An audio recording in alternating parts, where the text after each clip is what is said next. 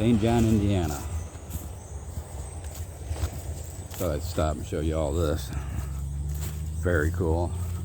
Must be an important guy, right? Out here, just a couple graves.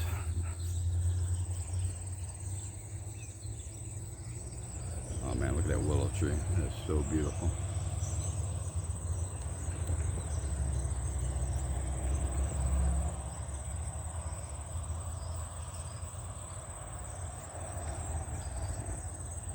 Joliet Road, St. John, Indiana. Here we go.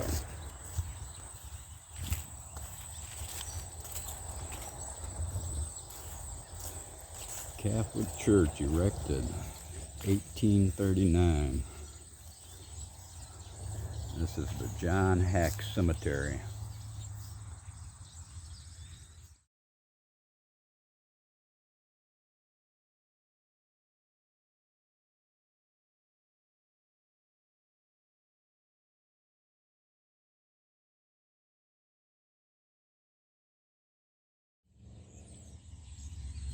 John Hack Cemetery, 1837, a historic cemetery listed in Indiana Cemetery and Burial Grounds Registry of the Indiana Department of Natural Resources. Installed 2007. Check that out.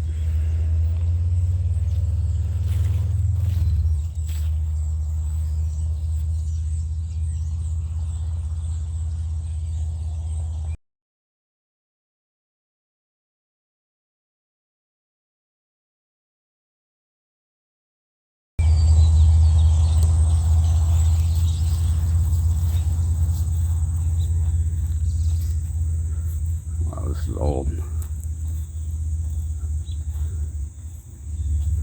Wow, look at this gate. That is too cool.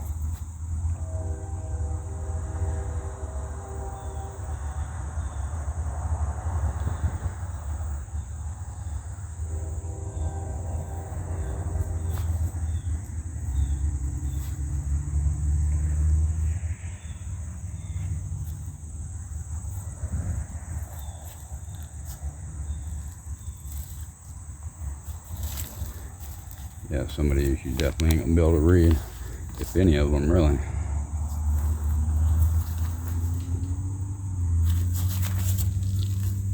Could have brought a light with.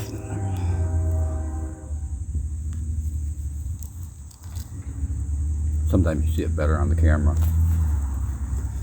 Look at this.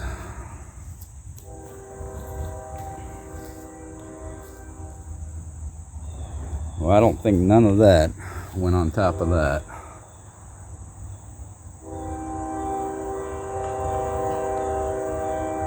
So where's all that from? Definitely got a lot of vacant spots over there that are marked off. It is generally agreed that the town of St. John had its beginning when John Hack, a German immigrant farmer, and his family arrived in 1837 in the area then known as Western Prairie or Prairie West. To fully appreciate that, this man and his family came to a wilderness area to start a new life. One must go back a few years prior to this date. The Indiana Territory was organized in 1800 and was admitted to the Union as a state in December of 1816. At that time, the entire northwestern part of the state was a true American wilderness, and the area that was to be Lake County was part of a vast wilderness.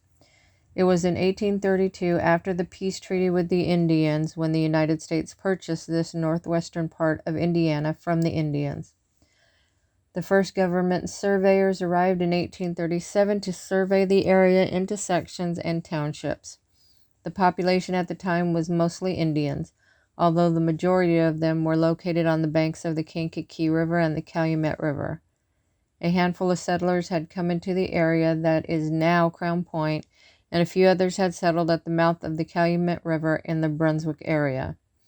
In the area of St. John and St. John Township, there were no settlers, only a few roving Indians.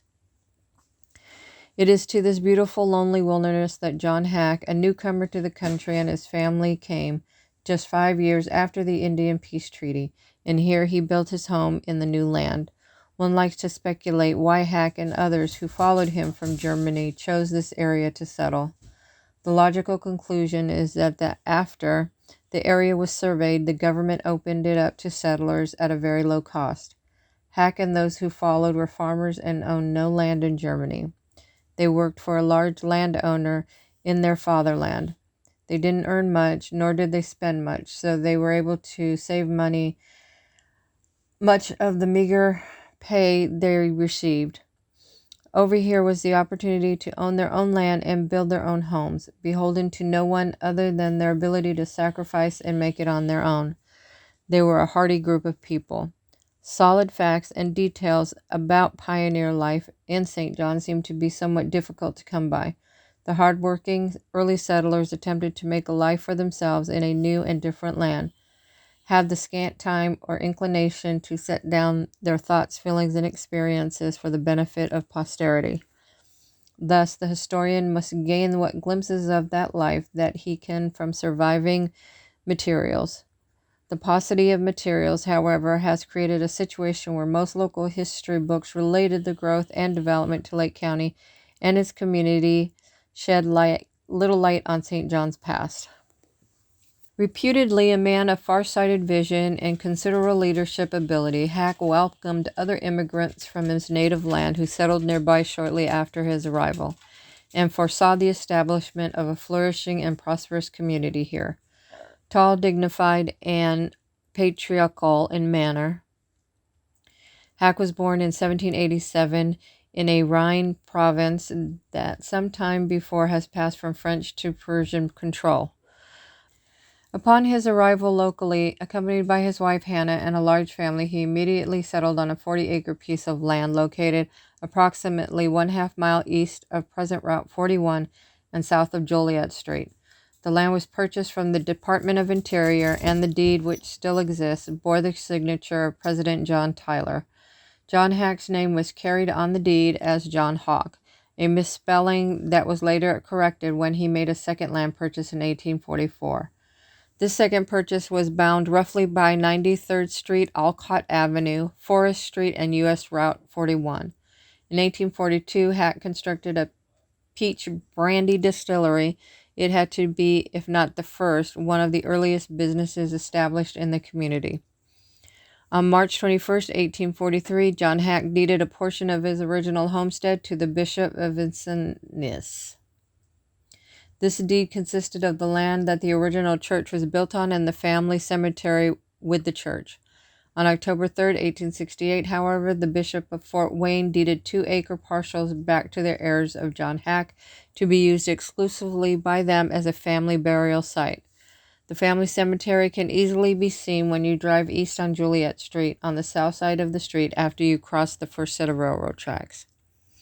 In 1838, the year following the arrival of the Hack family, the second group of German settlers arrived in that area and would become St. John. 4 families made up the second group. Joseph Schmall, Peter Ort, Michael Adler, and Matthias Reeder. These 4 families intended to travel along with the Hack family, but for some reason that will probably never be known, they decided to delay their departure from Germany for 1 year.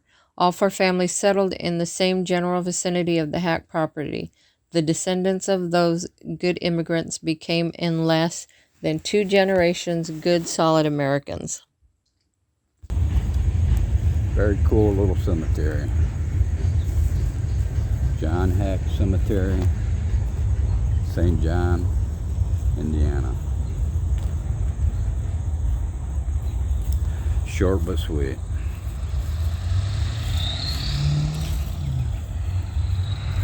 Thanks for watching. Like and subscribe. God bless America.